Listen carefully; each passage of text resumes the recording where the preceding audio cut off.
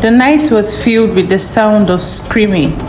Fire lit up the sky as warriors stormed the village of Umudum, cutting down anyone who stood in their way. The people fought bravely, but they were outnumbered. By morning, the village was gone. The survivors, weak and defeated, they were tied together and led away in chains. Among them was Adaugo, a 21-year-old girl known for her wisdom and kindness, an orphan whom her widowed uncle took care of, and her uncle Obiora, a strong and respected warrior of the village. He had fought and won so many battles, but this one, the king refused to give ear to him when he warned against engaging in a war with this kingdom because they were much stronger and had more warriors. Instead, he listened to advisors who told him he could conquer any kingdom he waged war against, and now the whole kingdom was in ruins. They were taken to the powerful kingdom of Umenze. They were made slaves in the king's palace. Obiora was chosen to be a palace guard because of his strength and fame across the lands. Adaugo was sent to work with the palace maidens, sweeping floors, carrying water, and serving food.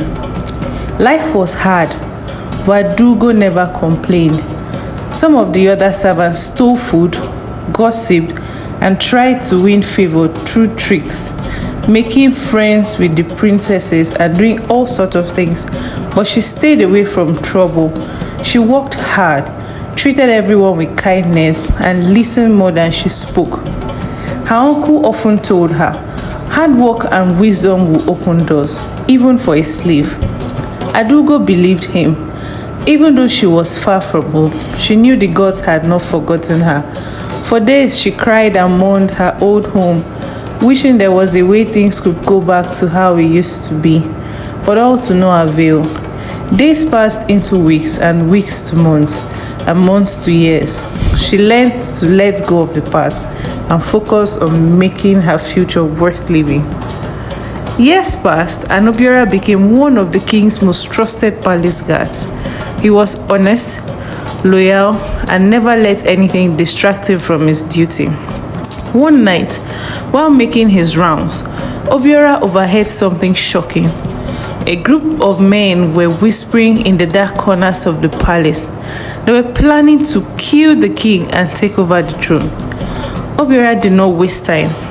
He quickly rushed to the king's chambers and requested to speak with the king alone. He narrated everything he had heard, with the names of people he had also heard, to the king. The king, terrified that most of his trusted men were planning such against him, sought for Obiora's advice on how to stop their plot.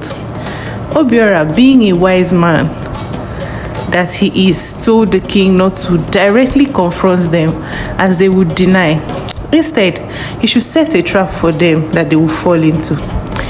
The king requested that Obiora find out who their messenger was and bring him to the palace, with the pretense that he wants to reward him. Their messenger, the palm wine tapper of the village, was brought before the king in haste. He was very happy that the king wanted to see him. Little did he know that he was going to be in a lot of trouble. The king confronted him, threatening to make him bear all the punishments alone if he doesn't list out the names of all those involved in such treacherous plan. The palm wine tapper, afraid for his life, listed all the names of the men involved to the king. He was immediately sent to gather all of them in their usual spot for an emergency meeting. Meanwhile, the king ordered Obiora and other palace guards to surround the area and capture them immediately after they were all gathered. The traitors gathered, just like every other day, to plan the king's downfall and death. But this time, they were walking into a trap they could not escape from. They were all captured and locked up in a cell. The king was grateful. He rewarded Obiora with his freedom and a high position in the palace. From that day, Obiora was no longer a guard.